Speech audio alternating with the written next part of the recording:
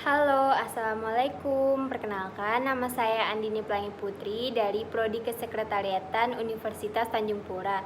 Di sini saya akan menjelaskan tentang surat lamaran dan bagaimana tata cara penulisan surat lamaran di kertas folio. Surat lamaran pekerjaan menjadi salah satu syarat bagi para pencari kerja atau pelamar kerja yang ingin bekerja di suatu perusahaan atau instansi yang menawarkan lowongan pekerjaan. Surat lamaran pekerjaan adalah surat dari seseorang yang berhubungan dengan ajuan untuk mengisi suatu pekerjaan sesuai dengan posisi atau lowongan yang ditawarkan. Penulisan surat lamaran kerja adalah bagian penting dalam melamar pekerjaan karena ditujukan kepada sebuah instansi atau perusahaan. Maka walaupun termasuk surat pribadi, dalam penulisannya harus menggunakan tata bahasa yang baik dan sesuai dengan ejaan bahasa Indonesia yang disempurnakan. Di video kali ini saya akan berbagi ilmu cara penulisan surat lamaran pekerjaan dengan tata bahasa yang baik dan sesuai dengan ejaan bahasa Indonesia yang disempurnakan, serta sesuai dengan sumber informasi lowongan kerja Secara tersebut umum, diperoleh. struktur dalam surat lamaran pekerjaan antara lain: 1. Tempat dan tanggal surat. Tempat dan tanggal ditetapkan di pojok kanan atas tanpa titik di akhir karena bukan merupakan suatu kalimat. 2. Lampiran dan perihal. Kata lampiran dan perihal tidak bisa disingkat. 3. Alamat tujuan atau alamat surat. Alamat surat tidak menggunakan kata-kata kepada. Alamat yang disarankan tidak lebih dari 3 baris. Jabatan tidak boleh menggunakan jenis kelamin seperti halnya bapak atau ibu. Tulisan jalan pada suatu alamat tidak boleh disingkat. Tidak boleh menggunakan titik di masing-masing akhir barisnya. Salam pembuka. Setelah kata dengan hormat harus menggunakan koma. Kata dengan hormat sebaiknya dapat dijadikan satu dengan kalimat selanjutnya, walaupun diganti baris seperti biasa juga tetap dapat digunakan. 5.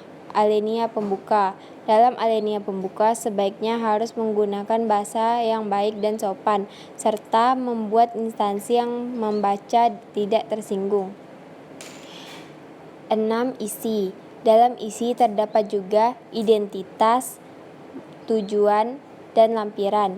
Identitas yaitu suatu keterangan berupa nama, tempat tanggal lahir, alamat, pendidikan terakhir, dan dapat ditambah lagi sesuai yang kebutuhan. Dalam penulisan suatu keterangan di atas, awalan kata tidak menggunakan huruf besar. Maksud dan tujuan merupakan suatu keterangan tentang alasan pengirim atau pelamar pekerjaan menulis surat itu. Menyatakan lampiran. Dalam lamaran pekerjaan ini terdapat beberapa lampiran tentang syarat yang telah diminta oleh instansi yang membutuhkan pekerjaan, maka sang pelamar harus memenuhi lampiran yang diminta tersebut. Dalam lampiran ini, setiap akhir kalimatnya harus menggunakan tanda titik 2 dan di akhir lampiran menggunakan titik. 7. Penutup. Dalam penutup kita harus menunjukkan keantusiasan kita dalam melamar suatu pekerjaan pada instansi yang kita ajukan. 8. Tanda tangan dan nama terang. Tanda tangan ini berada di pojok kanan bawah surat, kemudian di bawahnya ditulis nama lengkap Anda. Jenis-jenis surat lamaran pekerjaan. Menurut jenis pembuatannya, surat lamaran pekerjaan terbagi menjadi 2, yaitu sebagai berikut. 1. Surat lamaran pekerjaan ini digabungkan dengan riwayat hidup. Dalam cara ini, riwayat hidup termasuk dalam isi surat karena isinya berupa gabungan. Cara ini juga disebut model gabungan. 2. Surat lamaran yang dipisahkan dari sebuah riwayat hidup. Dalam cara ini, riwayat hidup merupakan suatu lampiran dan cara ini disebut model terpisah.